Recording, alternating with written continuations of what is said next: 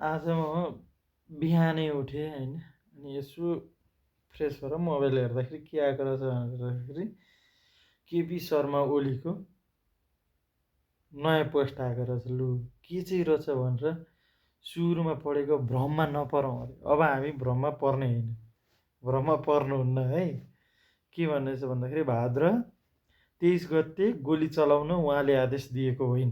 माने मैले, उहाँले गोली चलाउन आदेश दिएको छैन, मानियो। म र एमालेमा लगाएको भ्रममा नपर्न आग्रह गर्दछु।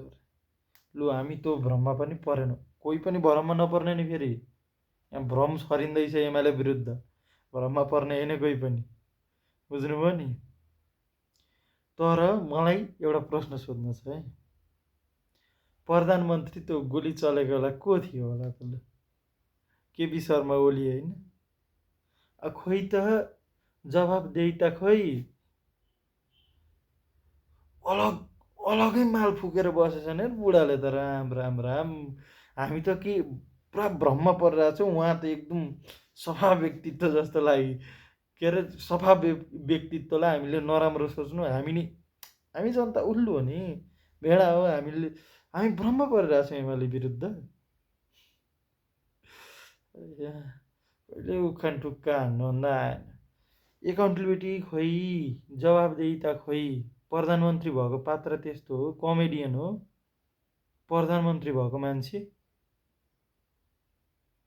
आफ्नो देशमा बच्चा मरिरहेछ होइन, बच्चाले गोली खाएको न्युजमा आइरहेछ, थाहा हुँदैन? यतिजना मरिसक्यो भनेर थाहा हुँदैन? रोक्नुपर्ने हो कि होइन? अरू देशमा त आफ्नो एक एक व्यक्तिको हक र अधिकारको लागि सरकार अगाडि बढ्छ त। नेपालमा के हो?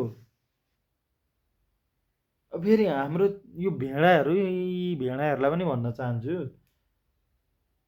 के चाहिँ खाना पाउँछौ र गएको हौ तिमीहरू? देशको माया लाग्दैन यिनीहरूलाई। देश बनाउँछु अरे हो फेरि। 30 वर्षसम्म चाहिँ के बन्यो? ढुङ्गा भनिरहेको थियो।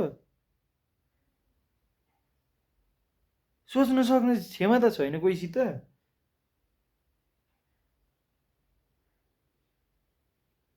जवाबदेहिता बिनाको सरकार हामीलाई किन चाहियो क्या? किन चाहियो?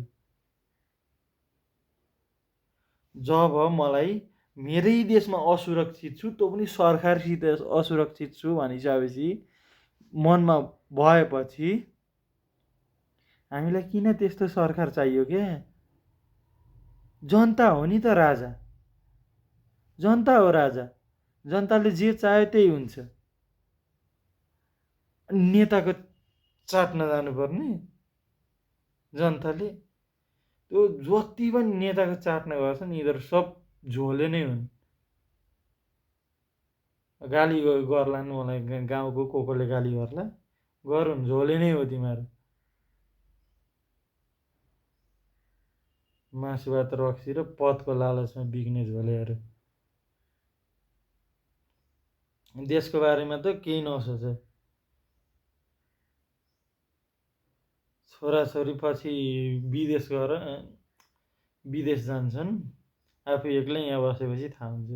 विदेशमा त बाबुआमालाई राख्न त पाइँदैन। त्यही धेरै दिए 2 देखि 3 महिनाको गुद हुने भत्ता दिन्छ नाति नातिनाको, त्यतिमै खुसी हुँदै बस्नुपर्छ। हामी जस्तो युवालाई न रोजगार छ न केही छ, के चाहिँ गर्ने?